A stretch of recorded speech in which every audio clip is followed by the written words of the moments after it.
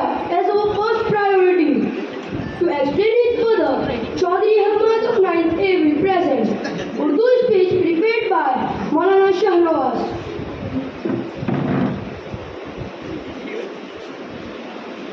نحمده ونصلي على رسوله الكريم أما بعد قال الله تعالى أعوذ بالله من الشيطان الرجيم بسم الله الرحمن الرحيم إنما يخشى الله من عباده العلماء صدق الله العظيم. عزت مآب صدر محترم، معزز مہمانان، ٹیچرز اور علماء کرام، السلام علیکم ورحمۃ اللہ وبرکاتہ. آج کی اس باوقار اور انتہائی اہم مجلس میں میرا موضوع ذہن ہندوستان کی آزادی میں مسلمانوں کا کردار ہے. آج ہم ملک عزیز کا 76واں جشن منا رہے ہیں. اس ملک کی آزادی کے لیے ضروری ہے کہ ہمارے آبا و اجداد نے جو عظیم قربانیاں دی ہم ان کا بھی ذکر کریں.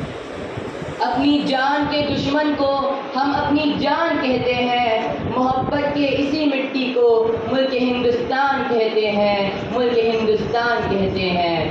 جب اپنا قافلہ عزم و یقین سے نکلے گا، جہاں سے چاہیں گے راستہ وہیں سے نکلے گا. وطن کی ریت مجھے ایڑیاں رگڑنے دے، مجھے یقین ہے کہ یہ چشمہ یہیں سے نکلے گا، یہ چشمہ یہیں سے نکلے گا. حاضرین، جب ظالم انگریزوں نے ہمارے ملک پر دھوکے سے قبضہ کرنا شروع کر دیا اور ظلم و ستم کے پہاڑ توڑنے لگے تو اس ملک اور اہل وطن کے لیے سب سے پہلے مسلمانوں نے جد و جہد شروع کی. آزادی تاریخ میں مسلمانوں کے بے نظیر اور بے روز قربانیاں بھری پڑی ہیں جسے کبھی بلایا نہیں جا سکتا. چنانچہ بہادر شاہ حضرت ٹیپو سلطان نے انگریزوں سے معرکہ آرائی شروع کر دی اور انگریزوں کو احساس ہو چکا تھا کہ ٹیپو سلطان ایک ایسی چٹان ہے جسے ہٹانا بہت ضروری ہے. اگر یہ زندہ رہے گا تو ہم اپنے ناپاک ارادوں میں کبھی کامیاب نہیں ہو سکتے. انگریزوں نے ان کو بہت دبانا چاہا، لیکن ٹیپو سلطان نے انگریزوں کے سامنے اپنے گھٹنے نہیں ٹیکے. اپنی شجاعت، دلیری و بہادری سے اپنے بلبوتے پر لڑتے رہے اور ان کا یہ قول مشہور ہے کہ گیدڑ کی 100 سالہ زندگی سے شیر کی ایک دن کی زندگی بہتر ہے. آخرکار اپنوں کی غداری کی وجہ سے یہ بادشاہ ٹیپو سلطان 1799 کو سری رنگا پٹنم کی جنگ میں شہید ہو گئے اور ان کی ناش پر کھڑے ہو کر انگریز جنرل نے کہا آج سے ہندوستان ہمارا ہے. 1857 کی بغاوت سے پہلے شاہ ولی اللہ محدث اور ان کے بڑے بیٹے شاہ عبدالعزیز نے جہاد کا فتویٰ دے دیا اور انگریزوں کے ظلم و ستم کے سامنے نہ جھکتے ہوئے جہاد کا برابر اعلان کرتے رہے. سید احمد شہید اور شاہ اسماعیل شہید نے تحریک کا آغاز دہلی کی مسجد سے کیا. اس مقدس جماعت نے انگریزوں کے خلاف زبردست لڑائی کا منصوبہ بنایا تھا، مگر 1913 میں یہ تحریک بالا کوٹ کے میدان میں دفن ہو گئی. لیکن حقیقت یہ ہے کہ آئندہ یہ تحریک مجاہدین، تحریکات و تنظیموں اور سرگرمیوں کا سنگ بنیاد بن گئی. 1857 کی بغاوت کا انگریزوں نے مسلمانوں سے سخت انتقام لیا، ان کے محلے اجاڑ دیے، ان پہ ناحق گولیاں چلائی، ان کے مساجد ویران کر دیے، انہیں توپ میں داغ دیا. بہادر شاہ ظفر کو بغاوت کے جرم میں مجرم قرار دے کر ان کو جلا وطن کر دیا گیا.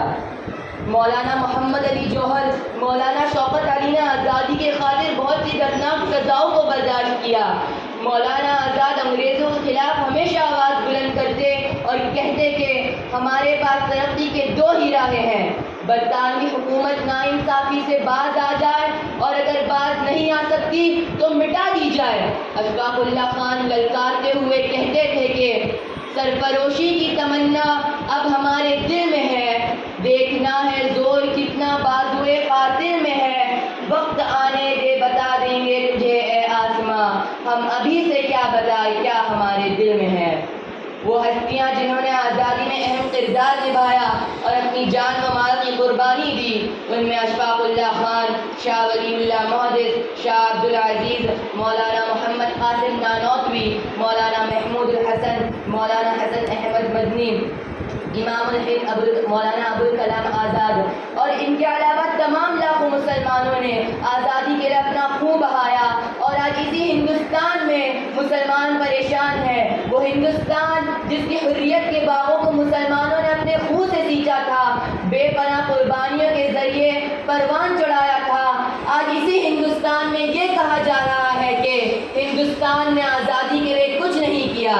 ہم کہتے ہیں کہ جب گلستہ کو خون کی ضرورت پڑی سب سے پہلے ہی گردن ہماری کٹی. اب کہتے ہیں ہم سے اہل چمن یہ چمن ہے ہمارا تمہارا نہیں.